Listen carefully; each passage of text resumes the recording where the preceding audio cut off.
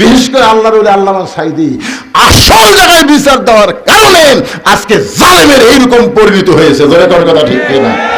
গোটা পৃথিবীর ইতিহাসে যে সরকার প্রধানও পলায়, তার সাথে 300 এমপিও পলায়, গোটা পৃথিবীর ইতিহাসে এরকম ইতিহাস নেই। কি কথা! হায় হায় রে, এরকম ইতিহাস আছে? কিয়ামত পর্যন্ত এইরকম ইতিহাস হবি না ভাই। আসল জায়গাত বিচার দিছে বাবা। মনে করতেছে ছাত্র জনতা না। ইজা জা নাসরুল্লাহি ওয়াল ফাত, সূরা নসর বলেন কোন বিজয় মানুষের হাতে না, বিজয় হচ্ছে আমার আল্লাহর হাতে। জোরে কর কথা ঠিক কি? আরে একটু মনোযোগ দিয়ে শুনবেন। কোরআন আইন যদি আমরা চালু করতে চাই, তাহলে আমাদের সবাইকে বলতে হবে আল কোরআনের আলো। সবাই বলেন না কেন? একটা বার বলেন তো ভাই। আপনি এটা বলে যদি মরেও যান, আপনি জান্নাতে যাবেন। কারণ রাসূল বলেছেন, মান সাআলাল্লাহু তাআলা আশ-শাহাদাতা বিসিদকিন বাল্লাগাহুল্লাহু মানাজিলা শুহাদা ওয়া মাতা আলা ফিরাশিহি, রাওয়াহুল বুখারী। আল্লাহ রাসূল কি বলেছেন? হাদিসটা শুনবেন। আল্লাহ রাসূল বলেছেন, কেউ যদি চায় যে আল্লাহ রাস্তায় যুদ্ধ করতে করতে আমি শহীদ হব, এইরকম যদি আশা করে, ইসলামে আন্দোলন করে, কোরআনের দল করে, ওই মাতা আলা ফিরাশিহি, সে যদি নিজের বিছনায় মৃত্যুবরণ করে, বাল্লাগাহুল্লাহু মানাজিলা শুহাদা, এই যে সুন্দর নিয়ত করার কারণে আল্লাহ হাশরের ময়দানে তাকে শহীদদের কাতারে দাঁড় করাইয়া দিবে। তা আপনি যদি সংসদে আল্লাহর কোরআন চান, এটা যদি আপনি দেখতে নাও পারেন, এর আগে যদি আপনার মৃত্যু হয়, এরপরেও আল্লাহ আপনাকে জান্নাতকে ঠিকানা বানাই দিবে। কারণ আপনি এই যে একটা স্লোগান দিচ্ছেন, এটা হক স্লোগান। এর চাইতে ভালো স্লোগান আছে? যে চোর ডাকাত বাটপারকে আর আমরা 300 জনের মধ্যে ওখানে পাঠাবো না।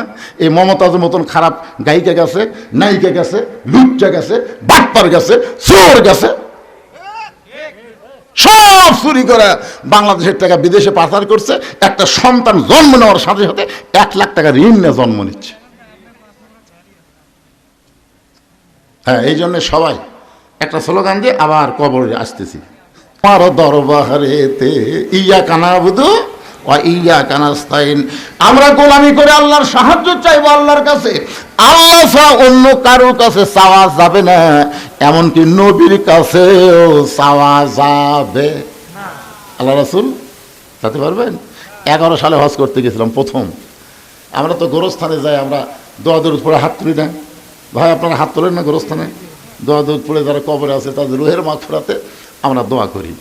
আমি মনে করছিলাম সবচাইতে দামি, যাকে কবরই বলা যাবে না, আল্লাহ রাসূলের, এটাকে আমরা কি বলি, কবর না রওজা?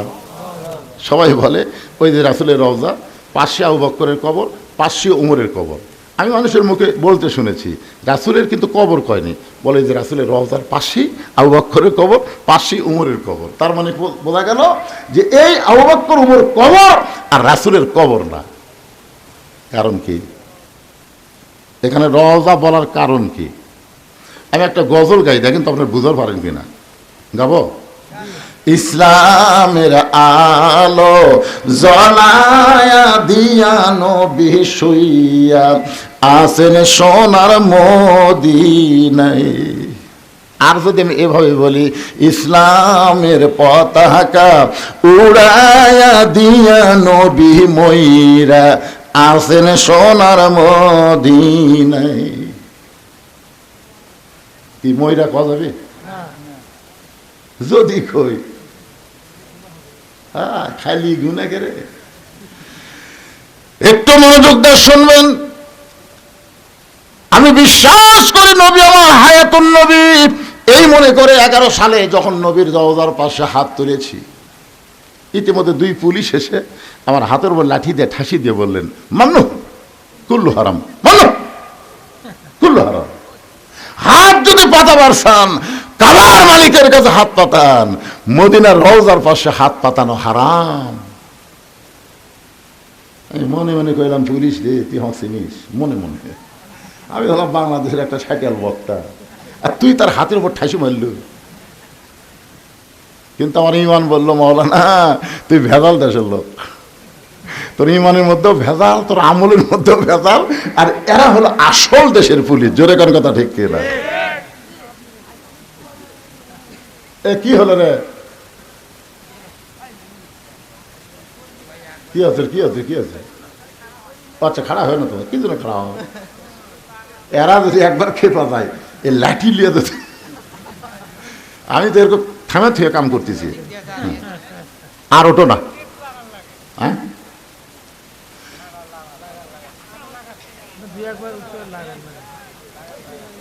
হ্যাঁ কি বলতেছিলাম, কি বলতেছি একটু মনোযোগ দিয়ে শুনেন। আজকের ওয়াজের শুরু থেকে শেষ পর্যন্ত কবরকে নিয়ে ওয়াজ হবে, কোনো রাজনীতি চলবি না। কিসের অ্যাঙ্গেল? অ্যাঙ্গেলের দিন শেষ, ডাইরেক্টের বাংলাদেশ। ধরে কর কথা ঠিক না? আগে অ্যাঙ্গেলে মারছি, এখনো অ্যাঙ্গেল। আমি আজ প্রায় 10 বছর থেকে দোয়া করতেছি, আল্লাহ এই অ্যাঙ্গেল আর কতদিন মারবো আল্লাহ।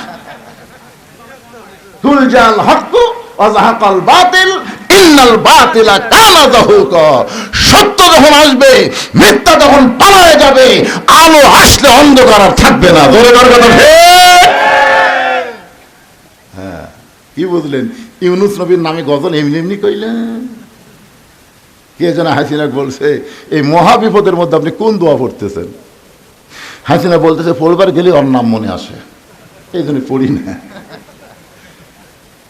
লা ইলাহা ইল্লা আনতা সুবহানাকা ইন্নী কুনতু মিনাজ জালিমিন। আপনার পড়েন না ভাই বিপদ আপদে মুসিবতে?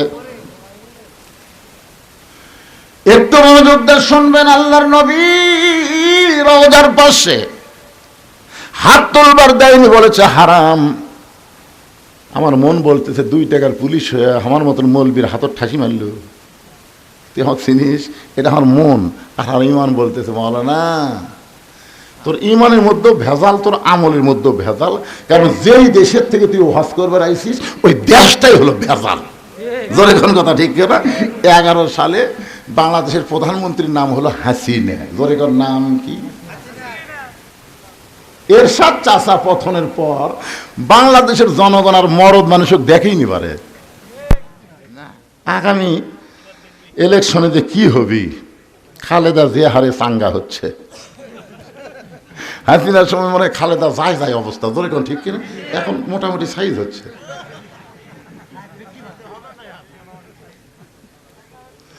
আপনারা একটা সিদ্ধান্ত নেন, মা তারাক্তু বাদি আলা উম্মতি ফিতনাতুন আদার রাজুল মিনান নিসাই রাওয়াহুল বুখারী কিতাবুল ফিতান। আল্লাহ রাসূল বলেছেন আমার পরে আমার উম্মতের জন্য সবচাইতে বড় বিপদ হলো পুরুষ মানুষের জন্য নারী নেত্রী হওয়া। নারী নেত্রী হওয়ার পরে ইন্না লিল্লাহ কোনদিন পড়ছে? এই দে আগামীতে আর কোন নারীকে বাংলাদেশের নেত্রী আমরা দেখতে চাই না। পুরুষ মানুষ হবে বাংলাদেশের নেতা। ধরে ধরে ধরে সবাই বলেন আল্লাহুম্মা আমিন। একটু মনোযোগ দিয়ে শোনেন। ভেজাল দেশের মানুষ, আমি আলেম হলেও ভেজাল। যেটার প্রমাণ পাইছি জয়তুনের দোকানে গিয়া দোকানদারকে বললাম ভাই আসল জয়তুনের তেল দেন। যেই কইছি দোকানদার কর্মচারীকে বলতেছে হারাম হারাম কুল্লু হারাম। ও আমার ধাক্কা দিয়ে বের করে দিল। এক সৌদি আমাদের বাংলাদেশে চাকরি করে সৌদিতে, তাকে বললাম কে রে ভাই খালি আসল চাইছি, তাতে আমাকে ঘর থেকে বের করে দিল কেন? বলে হুজুর এখানে নকলই নাই। তো যেখানে নকল নাই সেখানে আসল চাওয়া মাত্রই ওরা বুঝবার পারছে আপনি ভেজাল দেশের লোক। কারণ কি জানেন? ওই দেশে আল্লাহর আইন চলে আর বাংলাদেশে মানুষের আইন চলে। আল্লাহ হচ্ছেন আসল আর মানুষ হচ্ছে ভেজাল। জোরে করে কথা ঠিক না? এই জন্য আগামীতে আমরা ভেজাল আইনে চলবো না, আল্লাহর কোরআনের আইনে আমরা চলতে চাই। কারা কারা চলতে চান 2 হাত তুলে আবার আল্লাহকে দেখান। হাত নামান। আল কোরআনের আলো সংসদে কে তোলা? হাসিনা নাই তো? না 16 দিন থেকে আছি। আরে আপনারা কি মনে করতেছেন অন্যায় ভাবে যাদেরকে ধরে লেগেছে, আমাকেও গেছে 9 বার, গায়েবী মামলা দিছে। যাদেরকে অন্যায় ভাবে ধরে নিয়ে জেলের মধ্যে রাখছে তাদের বিচার হবে না? তারা কিন্তু বাংলাদেশের ভুয়া কোর্ট কাছারিতে বিচার দেয়নি, আসল জায়গার বিচার দিচ্ছে। ধরে কোন জায়গায় আসল জায়গায় বিচার কেমন একটা দৃষ্টান্ত শোনেন। গভীর রাত্রে হযরত ওমর মদিনার অলি গলি ঘুরতে গিয়ে হঠাৎ হযরত ওমর দেখতে পায় মদিনার মরুভূমির মধ্যে একটা তাঁবু টাঙ্গানো। ওমর ফারুক তাঁবুর নিকটে গিয়ে দেখে 2টা বাচ্চা মা মা বলে কাঁদতেছে, আর মা বলতেছে গোস্ত সিদ্ধ হলেই তোমাদের খাবার দেব, একটু ধৈর্য ধরো, গোস্ত সিদ্ধ হলেই তোমাদের খাবার দেব। ওমর ফারুক চিন্তায় পড়ে গেলেন, দুম্বার গোস্ত হলে 8 ঘন্টা লাগবে, উটের গোস্ত হলে বড় জোর 1 ঘন্টা লাগবে, এত গভীর রাত হয়ে গেছে এখন পর্যন্ত গোস্ত সিদ্ধ হয় না, এটা কেমন মা, এটা কেমন মা? লোকমা দিয়ে বললেন, মা তোমার কলিজায় কি তোমার সন্তানের দয়া নাই? 2টা সন্তান ক্ষুধার জ্বালায় কান্দে, আর এখন পর্যন্ত তোমার গোস্ত সিদ্ধ হয় না, এত রাত ধরে গোস্ত সিদ্ধ না হওয়ার কারণ কি? মেয়েটা বলে, পথিক আমার বাড়ি হলো ইয়ামিন দেশে, আমি শুনতে পাইলাম মদিনার খলিফা হযরত ওমর অত্যন্ত ভালো মানুষ, এই ভালো মানুষ ওমরের কাছে আমার 2টা এতিম বাচ্চাকে নিয়ে আইছিলাম, গতকাল বিকালবেলা এত মানুষের ভিড়, আমি ভিড় ঠেলে ওমরের কাছে যাবার পারি নাই, আজকে রাতটা কোনো মতে কাটায় দিয়ে আগামীকাল সকালবেলা ওমরের দরবারে যাব, কিন্তু আমার 2টা এতিম বাচ্চা ক্ষুধার জ্বালায় বারবার যখন কাঁদতেছে, আমি মা হয়ে তাদেরকে সান্ত্বনা দেওয়ার জন্য পাতিলে পানি আর পাথর দিয়ে নিচে আগুন জ্বালায় বলতেছে, বাবা গোস্ত সিদ্ধ হলেই তোমাদের খাবার দেব। ও পথিক আমার পাথর সিদ্ধ হবে না, আমার সন্তান 2টাকেও খাবার দেবার পারবো না, কিন্তু আমি মা হয়ে বুঝবার পারছি আমার সন্তান সকাল পর্যন্ত আর বাঁচবে না, এত খিদা নিয়ে 2টা সন্তান হয়তো রাতের বেলায় আমার মৃত্যু হয়ে যাবে। সঙ্গে সঙ্গে ওমর ফারুক বলে, মা একটু ধৈর্য ধরো মা, আসল জায়গায় যেন বিচার দিও না। লিল্লাহে তাকবীর। ওমর ফারুক বললেন, মা একটু ধৈর্য ধরো না, আসল জায়গায় যেন বিচার দিও না। এই কথা বলে এক দৌড়ে এসে বাইতুল মালের দরজায় বললেন, আসলাম 1 বস্তা খাবার খাদ্য আমার মাথায় উঠে দে। আসলাম বলে, আমিরাল মুমিনিন কোথায় বস্তা নিয়ে যাওয়া লাগবে হুকুম দেন, আমি মাথায় করে নিয়ে যাব। ওমর কান্দার বসলাম, রে একজনের পাপের বোঝা আর একজন মাথায় নিবার পারে না, দে আমার মাথায় উঠে দে। অউলিল আমরি মিনকুমকে বিশ্বাস করে চাকর আসলাম ওমর ফারুকের মাথায় যখন খাবার বস্তা উঠায় দেয়, ওমর ফারুক এত জোরে দৌড়ানো শুরু করেছে। আসলাম বলে, আমিরাল মুমিনিন একটা বস্তা মাথায় নিয়ে যদি আপনি এভাবে দৌড়ান তাহলে আপনি পড়ে গিয়ে আপনার কষ্ট হবে। ওমর কান্দে বলে, আসলাম রে আসল জায়গায় বিচার দেওয়ার আগে আমি ওমর যদি পৌঁছবার না পারি, এই ওমরকে আল্লাহ জাহান্নামের আগুনে পুড়ায় মারবে। এক দৌড়ে মেয়েটা তাঁবুর কাছে গিয়ে বললেন, মা রুটি হালুয়া তৈরি করো। রুটি হালুয়া তৈরি করে যখন মা ওমর ফারুকের হাতে দেয়, ওমর ফারুক 2টা বাচ্চাকে উরাতের উপরে নিয়ে রুটি হালুয়া ছিঁড়ে ছিঁড়ে যখন মুখে দেয়, ওমরের চোখ দিয়ে দর দর করে পানি পড়তেছে। 2টা বাচ্চা বলে, কে গো আপনি? আমরা এতিম, আমাদের বাবা নাই, কিন্তু আজকে বাবার দরদ দিয়ে আপনি আমাদের আদর করতেছেন। সঙ্গে সঙ্গে ওমর ফারুক বলে, আল্লাহ এই অধমকে জাহান্নামের আগুন থেকে তুমি বাঁচায় দাও। মেয়েটা বলে, পথিক রে আমি ভালো মানুষের গল্প শুনেছি, কিন্তু মানুষ এত ভালো হয় আজকে নিজের চোখে দেখলাম। তুমি জাহান্নামের আগুন থেকে মুক্ত কেন চাও? আল্লাহ ওমরকে মদিনার খলিফা না বানায়া তোমাকে যদি খলিফা বানায়া দিত, এই মদিনা আল্লাহর জান্নাত হয়ে যেত। ওমর কিন্তু 2বার একটা কথা বলেছে, মা আসল জায়গায় বিচার দিও না। আসল জায়গা মানে কি? এই আলেমেরা জেলের মধ্যে যাদেরকে অন্যায়ভাবে নিয়ে যাওয়া হয়েছে, ওই কবরে যদি ফুলগুলো হয় অভিমানে ঝরে যায়, আমি মালা গেথে বলো কারে পরাবো, সে যে কেন এলো না, কিছু ভালো লাগে না, কবরে আসুক তারে। তো ওয়াজ হবে কবরের, অসুবিধা আছে, কিন্তু স্লোগান হবে সংসদের। আল কোরআনের আলো সংসদে জালো, কোরআন হাদিস যেখানে আমরা আছি সেখানে, দুনিয়ার মুসলমান এক হও, এক হও। লিল্লাহে তাকবীর। আলহামদুলিল্লাহ। কোরআনের আলোচনা করবো, আওয়ামী লীগ বিএনপি আর জামাত আছে? আমরা সব মুসলমান কোরআনের দল, জোরে কোন ঠিক কিনা? একটু মনোযোগ দিয়ে শোনেন। খাদিজা বলতেছে, রাসূলুল্লাহ আমি আপনার কাছে চাই। এই কথা শুনে আপনি 3 বার নাউজুবিল্লাহ বললেন, কিন্তু আমি আপনার কাছে যা চাবো তা যদি আল্লাহর না থাকে তাহলে আল্লাহ কেমনে দিবে? নবী চুন করছে, কে খাদিজা আমার কাছে কি চাবে যেটা আল্লাহর নাই? আমরা সবাই জানি সব কিছুর মালিক কে? আল্লাহ। তাহলে আল্লাহর নাই। রাসূল বলতে খাদিজা আপনি একজন 1 নম্বর ইমানদার। সর্বপ্রথম নবীর হাতে যিনি কলেমা পড়ে মুসলমান হয়েছে তার নাম কি? মারাত্মক কথা। হ্যাঁ, আরে মহিলা না, সর্বপ্রথম খাদিজা, তারপরে আবু বকর, তারপরে আলী। এটা ইতিহাসবিদ লিখছে। পুরুষের মধ্যে আবু বকর, মহিলাদের মধ্যে খাদিজা, আর বাচ্চাদের মধ্যে আলী, কিন্তু প্রথম খাদিজা, তারপর আবু বকর, তারপর আলী। আমার কথা কি বুঝলেন? এটা আপনার লেখবার গেলে কি, সর্বপ্রথম খাদিজা, মহিলাদের মধ্যে সর্বপ্রথম পুরুষ আবু বকর, সর্বপ্রথম বাচ্চা আলী। কারণ খাদিজা যখন ঈমান গ্রহণ করছে তখন খাদিজার বয়স ছিল 55 বছর। কয় বছর? আর আবু বকর রাদিয়াল্লাহু যখন ঈমান গ্রহণ করছে তখন তার বয়স ছিল 37 বছর। আর হযরত আলী যখন ঈমান গ্রহণ করছে তখন তার বয়স ছিল 7 বছর 9 মাস। এখন আপনাদের কাছে যেটা বুঝতে পারতেছি সেটা হলো, আপনারা বলেন তো বাংলাদেশে কোনো পীরের বউ ওই পীরের মুরিদ আছে? কেন নাই? কারণ বউ জানে আমার পীর সাহেব মাঝে মধ্যেই মুরিদের বইয়ের দিকে চোখ মারে, 1 নম্বর লুচ্ছে। বাংলাদেশে কোনো ডাক্তারের বইয়ের সিজার লাগে না, বাংলাদেশের কোনো মৌলবীর বাড়িতে মিলাতে হয় না। এখন কথা ঠিক না? এই 3টা জিনিস আপনারা খেয়াল করবেন। হ্যাঁ, কিন্তু সর্বপ্রথম নবীর বিবি নবীকে বলে নবী বলে স্বীকার করেছে। এখান থেকে বোঝা গেল পীর ধরা চলবি না, মৌলবি ধরা চলবি না, হুজুর ধরা চলবি না, ধরা লাগবে একমাত্র আমাদের নবীকে। ধরে কোন কথা ঠিক কি না? উপায় নাই রে, উপায় নাই রে, উপায় নাই নবী বিনে আল্লাহ পাওয়ার উপায় নাই।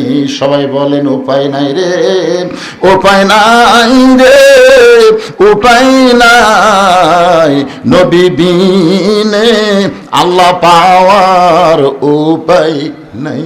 দেখেন কোরআনে আয়াতটা দেখেন, আতিউল্লাহ ওয়া আতিউর রাসূল ওয়া আতিউ কিন্তু নাই, ও আতিও নাই, কিন্তু ও উলিল আমরি মিনকুম। আপনার বলেন তো এই 2 জায়গাতে আতিও থাকলো, আতিউল্লাহ ও আতিউ। পাঞ্জাবি দিয়া আপনি লম্বা জুব্বা পরে খুতবা দিচ্ছেন, যতক্ষণ লম্বা জুব্বার কাহিনী না বলবেন ততক্ষণ আপনার খুতবা শুনবো না। ওমর ফারুকের চোখটা দরদর করে পানি পড়তেছে। এমন সময় 30 পারা কোরআনের হাফেজ, 6 লক্ষ হাদিসের হাফেজ, নাম হলো আব্দুল্লাহ ইবনে ওমর। সুবহানাল্লাহ। দেখছেন নেতার বেটা যোগ্যতা, দেখছেন নেতার বেটা 30 পারা কোরআনের হাফেজ, 6 লক্ষ হাদিসের হাফেজ। আর হামাকের এমপির বেটার খবর কি? এই আমাদের প্রধানমন্ত্রীর বেটা খ্রিস্টান মহিলা বিয়ে করছে, দেখছেন? আরে কি মনে করছেন?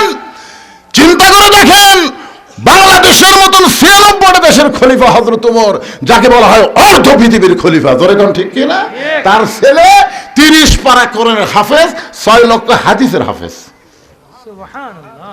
বাবার বর্ষ দেওয়া বলতেছে, রে নবীর সাহাবীরা, তোমরা খাটো পাঞ্জাবি হলেও তো নতুন কাপড় পরে নামাজ পড়তে এসেছো।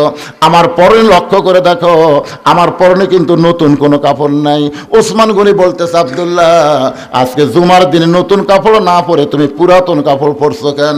আব্দুল্লাহ বলতেছে, আমি যদি নতুন কাপড় আজকে পরতাম তাহলে আমার বাবার জুব্বা লম্বা হতো না।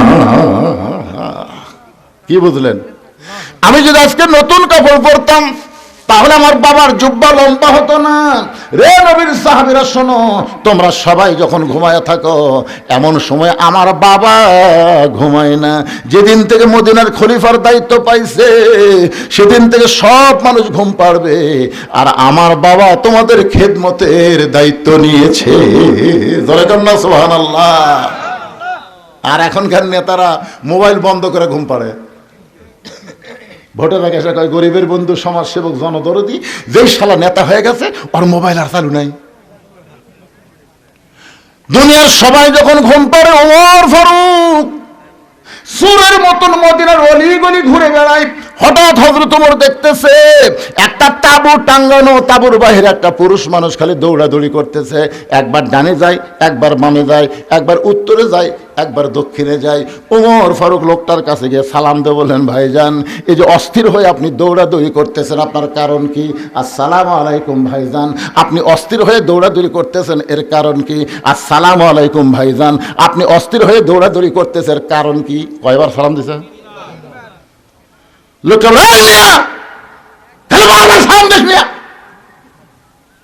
তুই হক চিনিস? আমার বাড়ি হলো অমুক এলাকায়, আমার শ্বশুরের বাড়ি হচ্ছে অমুক এলাকায়। আমি গর্ভবতী বউ নিয়ে রাতের বেলা বের হয়েছি, এই জায়গায় এসে আমার বউয়ের প্রসব বেদনা শুরু হয়েছে। এখন তাঁবুর মধ্যে আমার বউ থুয়ে আমি বাহির অস্থির হয়ে ঘুরতেছি, কি করবো, আমি কি করবো? আর মারি খেলে সমানে খেলে সালাম দেশ। ওর হর বললেন, ভাইজান, ভাইজান একটু ধৈর্য ধরেন, আমার বাড়িতে ভালো একটা ধাত্রী আছে ভাই। লোকটা কয়, কে রে, এত খারাপ ব্যবহার করলাম, তারপরে বলে আমার বাড়ির ভালো একটা ধাত্রী আছে। এক দৌড়ে বাড়ির দরজা, আব্দুল্লাহর মা, আব্দুল্লাহর মা দরজা খুলে দে। ওমর ফারুক বলে, চমকে গিয়ে বলে, আব্দুল্লাহর মা, আমি তোমাকে ডাক দাও মাত্রই তুমি দরজা খুললে। তুমি যদি ঘুমের মধ্যে থাকতে তাহলে এত তাড়াতাড়ি দরজা খুলতে পারত না। বলো তো এত তাড়াতাড়ি দরজা কেমনে খুললা? বউ কান্দার বলে, স্বামী গো, আপনি যখন থেকে খলিফা হয়ে পাগল হয়ে গেছেন, আমিও তখন থেকে আপনার জন্য দরজায় দাঁড়িয়ে থাকি। আপনি আসা মাত্র দরজা খোলার অপেক্ষা। আপনি কষ্ট করে মানুষের দুঃখ কষ্ট দেখবেন, আর আমি আরাম করে বিছানায় ঘুমাবো। কারণ বহুদিন আমি আপনাকে দোয়া করতে দেখেছি, আমি কান ফালায় শুনছি যে আমার স্বামী যে দোয়া করতেছে, কি দোয়া করে, আমি কান ফালায় শুনছি আপনি দোয়া করছেন, আল্লাহ আমার আব্দুল্লাহর মা কত কষ্ট করে আমাকে ভাত তরকারি রুটি পাক করে দেয়। ও আল্লাহ, আমি জান্নাতে গেলে হুর চাই না, আমার বউকে নিয়ে আমি জান্নাতে থাকবার চাই। যেরকম সুবহানাল্লাহ, যে স্বামী বউকে নিয়ে জান্নাতে থাকবার চাই, আর সে বউ ঘুম পাড়বি? ওমর ফারুক বলতেছে, তাহলে চলো, জান্নাত তো 8টা, আর একটা জান্নাত কামাই করি। বই করে আমি মনে করছিলাম যে আজকে মানুষের কষ্ট ভুলে যায়, বইয়ের কষ্ট মনে করে তাড়াতাড়ি আপনি বাড়িতে আসলেন, আর আসা আবার আর একটা দাম চলেন। তারপর অন্য পাশে দিয়ে ঢুকে দিয়েছে বউকে, বিবি রে, একজন মেয়ের বাচ্চা যদি কেউ ধাত্রে হয়ে ধরে, আল্লাহ তারে খুশি হইয়া জান্নাতের খোঁজ খবরই দেয়।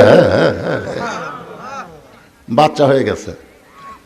এখন তাঁবুর ভিতর থেকে ওমর ফারুকের বউ বলতেছে, ইয়া আমিরুল মুমিনিন, আপনার বন্ধুকে খবর দেন, সে একটা সুস্থ সন্তানের বাবা হয়েছে। যেই বলছি আমিরুল মুমিনিন, আপনার বন্ধু খবর দেন, ওর অবস্থাটা কি? কে রে, তিনবার সালাম দিচ্ছে, আমি সালাম তো লেইনি, যেই রাগ করা করছে আমিরুল মুমিনিন, যে রাস্তা দেখলে শয়তান 40 দিন যায় না, আমার অবস্থা কি এখন?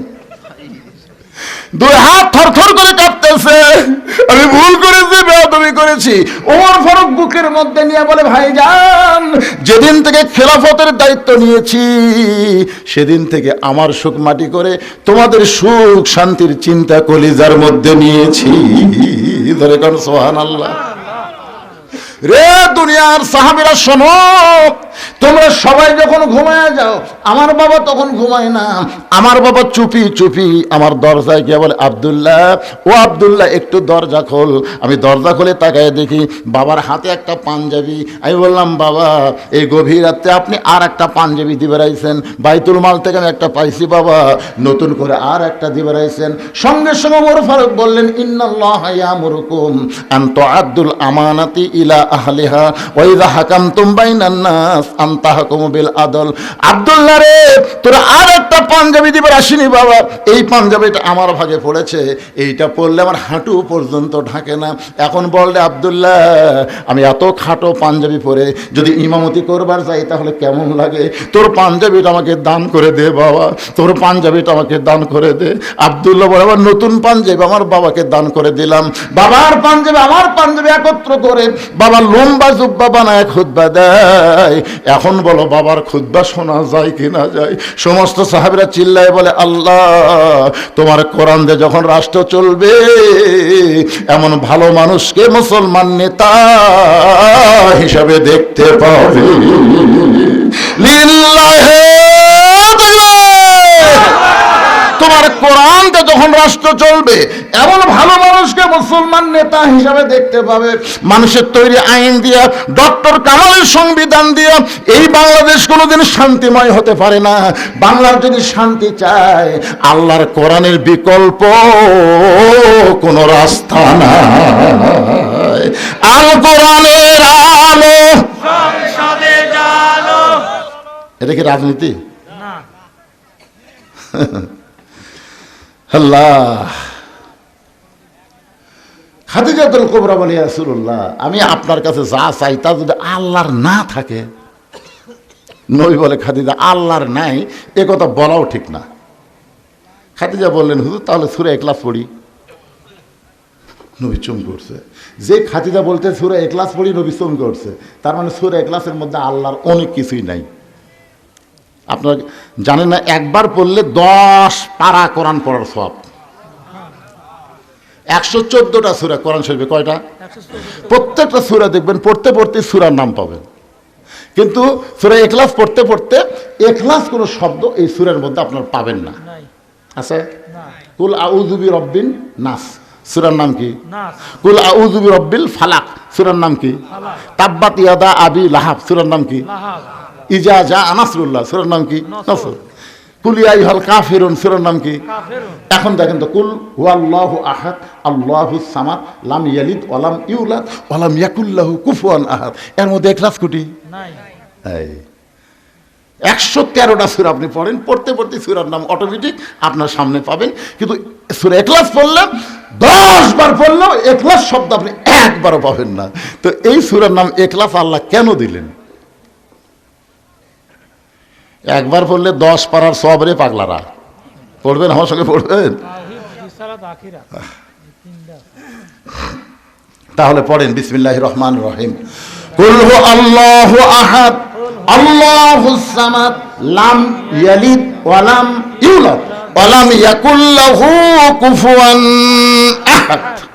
আপনার বলেন তো, আল্লাহর বউ, বাপ, নাই। মাও, নাই। সন্তান, নাই। মৃত্যু, নাই। সমকক্ষ, নাই। তাহলে আল্লাহ অনেক কিছুই নেই। খাদিজা বলতে, হুজুর আমি আল্লাহর কাছে যা চাবো তাকে আল্লাহ আমাকে দিবে। রাসূল বললেন, কি চান? মনে করেন গভীর রাত্রে আমি তাহাজ্জুদে নামাজ পড়ে আল্লাহ বলতেছি, আল্লাহ আমি খাদিজার বিয়ে হয়নি, খাদিজার পেয়ারত একটা বাচ্চা দেন। আপনি বলেন আল্লাহ কি দিবি? রাসূল বলতেছে, আল্লাহ দিবার পারলেও দিবি না, কারণ বিয়া ছাড়া একজনক বাচ্চা দিয়ে আল্লাহ যে বিপদত পড়ছিল। আপনার বলেন তো, বিয়া ছাড়া আল্লাহ একজনক বাচ্চা দিয়েছিল, তার নাম কি? মরিয়ম। এই মরিয়মের খালু জাকারিয়া নবী। জোরে কোন নবী? দেখেন মানুষের সন্দেহ কি, এই জাকারিয়া আলাইহিস সালামকে ওরা দোষ দিল, এই খালুর মাধ্যমে কাম হচ্ছে। সবাই যখন জাকারিয়াকে ধর ধর, জাকারিয়া সমানে দৌড়ে আর কয়, আল্লাহ কাম করলি, তুমি কাম করলেন আপনি, আর পিটন খামো আমি। কি কাম কে করছে? আল্লাহ। আর দোষ কার? জাকারিয়া। আল্লাহ বললেন, জাকারিয়া, আদমকে আমি দুনিয়াতে পাঠাইছি বাপ মা ছাড়া, আর ঈসাকে পাঠালাম বাপ ছাড়া। কিয়ামত পর্যন্ত বাবা ছাড়া কোনো সন্তান আর মায়ের পেটে জন্ম নেবে না। যদি জন্ম নেয় বুঝবে ওইটা অবৈধ সন্তান। আপনারা বলেন তো, বাবা ছাড়া কোনো সন্তান এটা কি বৈধ না অবৈধ? তাহলে ভোট ছাড়া তারা এমপি, এরা বৈধ না অবৈধ? এই হিসাবে 15.5 বছর যেগুলো এমপি ছিল এদের নাম হলো জাউরা এমপি। জোরে কন কি কথা কন, কি কথা কন না কেন?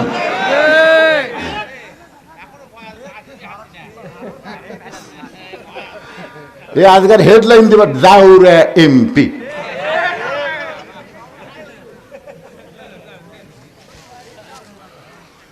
একটু মনোযোগ দিয়ে শুনবেন। রাসূল বলে, খাদিজা তাহলে আমার কাছে আপনি কি চাবেন? খাদিজা বলতেছে, রাসূলুল্লাহ, কিয়ামত পর্যন্ত একটা মুজিজা আল্লাহ আপনাকে দিয়েছে, যে মুজিজা কোনোদিন বিলুপ্ত হবে না। ইন্না নাহনু নাযালনা যিকরা ওয়া ইন্না লাহু লাহাফিজুন। সেই মুজিজার নাম হলো আল্লাহর কোরআন। ওগো আল্লাহর নবী, এই কোরআন পাওয়ার জন্য 3.5 বছর আপনি গারে হীরার মধ্যে সাধনা করেছেন। এই সাধনাকে আল্লাহ কবুল করে কোরআনের 5টা আয়াত আল্লাহ আপনার উপর নাজিল করলো। প্রথম শব্দটা ছিল ইকরা। জোরে কোন কি? ইকরা বিইসমি রাব্বিকাল্লাযী খালাক, খালাকাল ইনসানা মিন আলাক। এই যে 5টা আয়াত আপনার উপর আল্লাহ নাজিল করলো, আপনি আর গায়ে হীরার মধ্যে থাকলেন না, আপনি নিচে চলে আসলেন।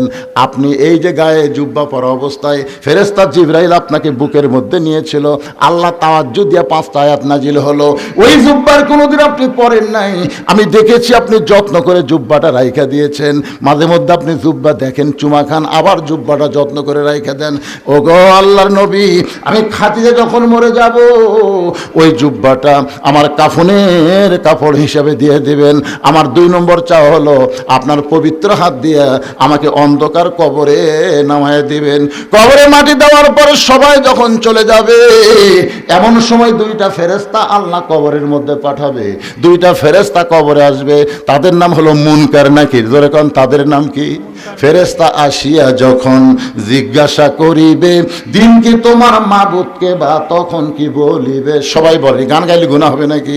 ফেরেশতা আসিয়া যখন জিজ্ঞাসা করিবে, দিন কি তোমার মাবুদকে, বা তখন কি বলিবে? সবাই বলেন, আল্লাহ বিনে নাই রে মাবুদ, আল্লাহ বিনে নাই রে মাবুদ। জবানে তাই বলো রে বলো, মুখে আল্লাহ রাসূল সবে বলো। ওগো আল্লাহর নবী, ওই ফেরেশতা 3টা প্রশ্ন করবে, আমি খাদিজা উত্তর দিবার পারবো না, আমার পক্ষ থেকে আপনাকে উত্তর দেওয়া লাগবে।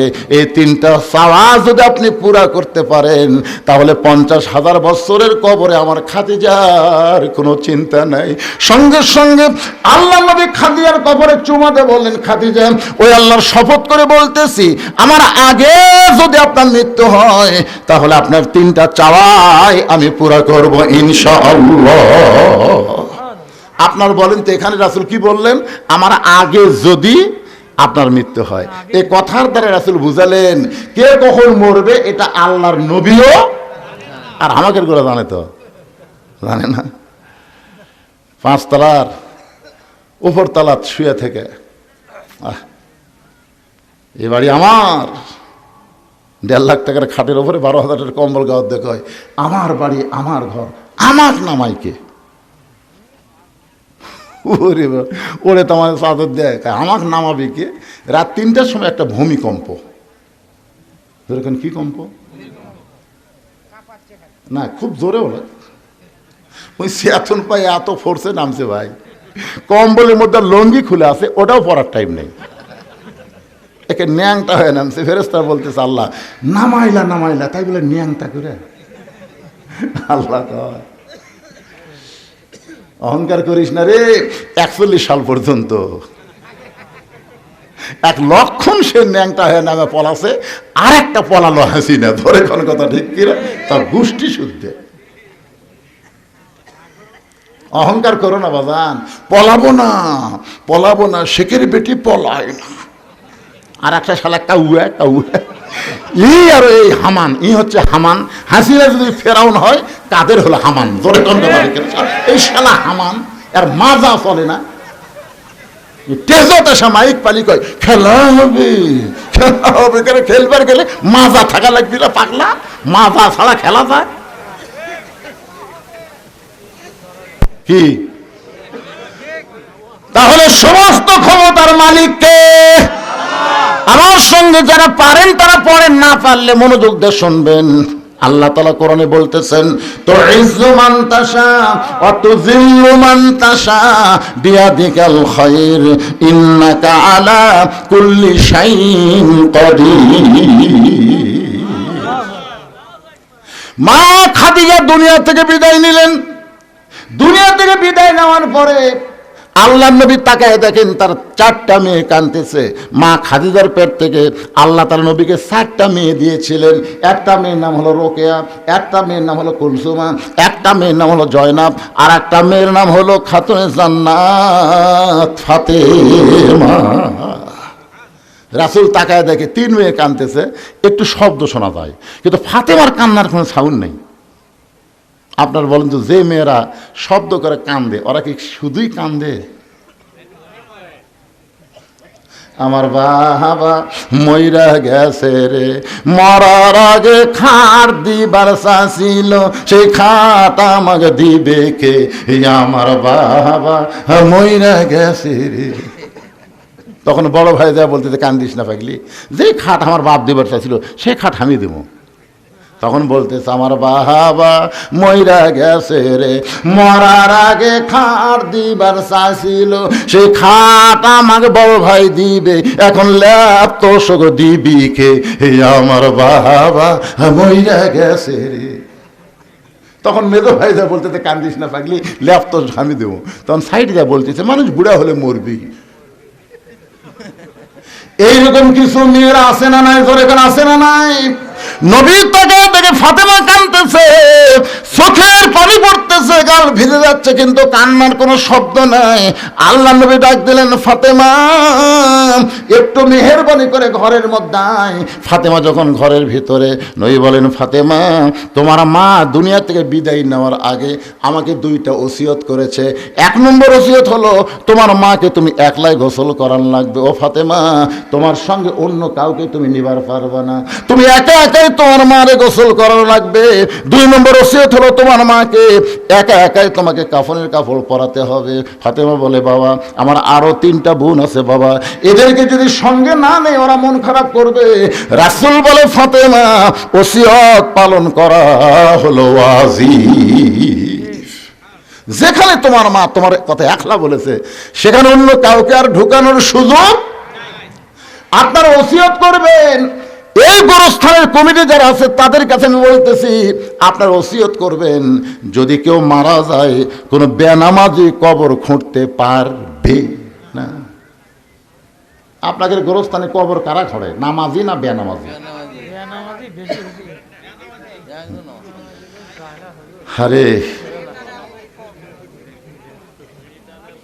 গোরস্থানের একটু মাটি বায়না করে রাখ, কখন যেন আসতে পারে তোমার মরণের ডাক।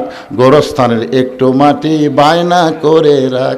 যে বাড়িতে আপনি থাকতে পারবেন না সেই বাড়ি তৈরি করতে গেলে আপনি ভালো মিস্ত্রি খোঁজেন। যেন একটা 3 তলা বাড়ি করো ভাই, এই ইউনিয়নের মধ্যে সবচাইতে ভালো মিস্ত্রি কেড়ে। যে বাড়িতে থাকতে পারবে না সেই বাড়ি তৈরি করেন ভালো মিস্ত্রি দিয়া। আর যেই ঘরে 50,000 বছর থাকা লাগবে সেই কবর তৈরি করেন বেনামাজি দিয়া। আপনি জানেন, মান তারাকা সালাতু মুতাম্মিদান ফাকাত কাফারা, ইচ্ছা করে 1 ওয়াক্ত নামাজ যারা বাদ দিল তারা কাফের হয়ে গেল। আর এই শালা কাফেররা যদি কবর খোঁড়ে, কবর দেওয়া মাত্রই সওয়াল জবাব বাদই আযাব শুরু হয়ে যাবে। জোরে কোন কথা ঠিক কিনা? খালি বেনামাজি।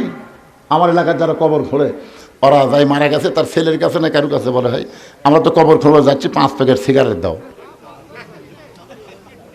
এখন 5 প্যাকেট সিগারেট নিয়ে এরা কবর খোঁড়বার যায়। কবর যে খুঁড়তেছে ওর মুখত সিগারেট, যাই কবর সমান করতেছে ওর মুখত সিগারেট, যাই মাটি তুলতেছে ওই একটা টানতেছে। 5টা সিগারেট যদি গোরস্থানত চলে, আপনারা বলেন তো ফেরেশতা থাকবে? কারণ ফেরেশতা দুর্গন্ধ সহ্য করতে পারে না। ফেরেশতা সাইডে যা খাড়ায় আছে, সাইডে যা খাড়ায় আছে। আল্লাহ কয়, কে রে গোরস্থান বাদ দে, সাইডে কেন? আল্লাহ যে বিড়ি ধরাছে আপনারা কি মনে করতেছেন আপনি মারা গেলে আপনার গ্রামের সবচাইতে দামি ব্যক্তি হলো মসজিদের মুয়াজ্জিন। ঠিক। আপনি মসজিদের মুয়াজ্জিনকে 10,000 টাকা দিয়ে থন, বিনিয়োগ করেন, ভাই আমি মরে গেলে তুই একটু আমার গোসল করাই দেস। আল্লাহ নবী বলেছেন মুয়াজ্জিনের মাথা হাসরের ময়দানে সবচাইতে উপরে থাকবে, শুধু মাথা উপরে থাকবে না, আল্লাহ কুদরতি হাত দিয়ে মুয়াজ্জিনের মাথা একটা টুপি পরায় দিবে, যেই টুপিটা চাঁদের মতন আলো ঝোলাবে। সামনে কাতারে 5 জন নামাজীকে আপনি কবর খোঁড়ার দায়িত্ব দেন, শুধু শুধু না হাদিয়া দেন, মিস্ত্রিকে যেমন টাকা দেন তাদেরকেও বলেন তোমাদের 5 জনকে আমি 25,000 টাকা দিলাম, আমি যদি তোমাদের আগে মরি তোমরা আমার কবর খুঁড়বা, যদি তোমরা আগে মরো আমি মাফ করে দিব, অসুবিধা নাই।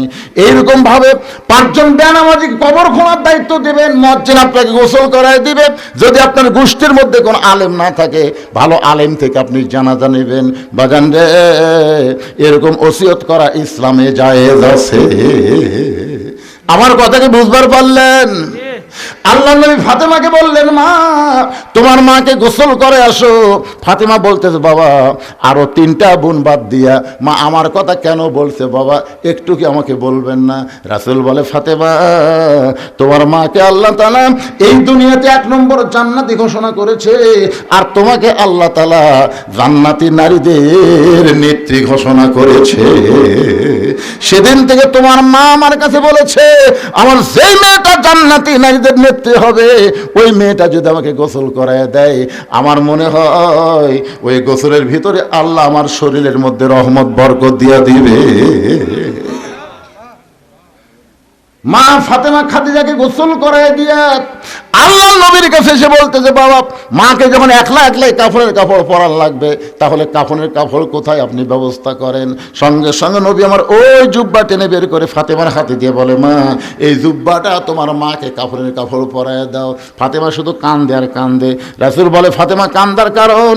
বলে বাবা আমি মায়ের মুখে শুনেছি আমার মা যখন মক্কার সবচাইতে ধনবতী রমণী ছিল আপনি তখন মায়ের বাড়িতে রাখালি চাকরি করতেন, আপনি যে রাখাল মুক্ত করে আমার মা স্বামী বানাইছে।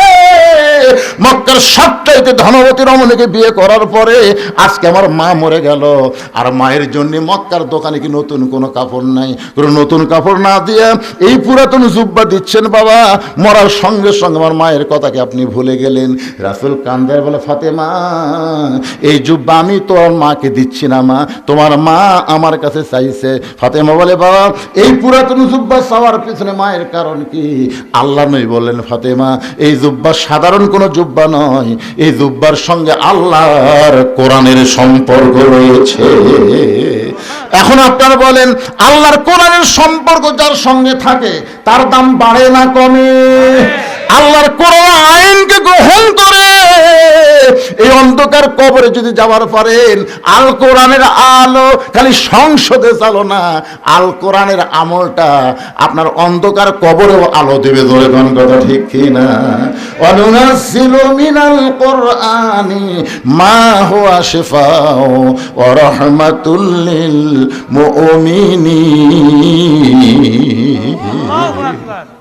এখন আপনারা বলেন এই যে গোরস্থান, এই গোরস্থান কোরআনের মধ্যে আছে না নাই?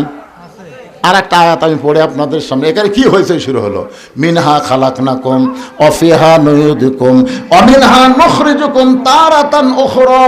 আল্লাহর এই কোরআনের সঙ্গে সম্পর্ক রাখতে গিয়ে আমি ভাদার পশ্চিম পাড়া যারা এখানে বসে আছেন এই ভাদার পশ্চিম পাড়ার কারা একটু হাত তোলেন তো ভাই, যারা ভাদার এই পশ্চিম পাড়া এই গোরস্থানকে উন্নয়ন করার জন্য যারা চেষ্টা করতেছে তারা কারা কারা ভাই একটু হাত তোলেন তো দেখি। এখানে না থাকার পিছনে 2টা কারণ। ভাদার পশ্চিম পাড়ার লোকেরা না থাকার পিছনে কয় কারণ? 2 কারণ। 1 নম্বর কারণ হলো তারা যদি এখানে আসে বসে তাহলে আপনাকে জায়গা হবে না, এরা প্যান্ডেল করছে ছোট, এই জন্য আপনাকে বসবার দিবারছে, ওরা বাইরে আছে।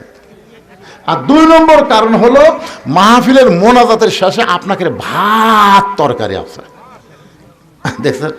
একজন মাশাআল্লাহ করলো কেন আপনারা খাবেন না? আমিও খাওয়ার নিয়ত করছি। আমি বলছি ভাই অনেক দূর হলে বেশি লোকের মাছ ঘাটি আমি খাইনি ভাই,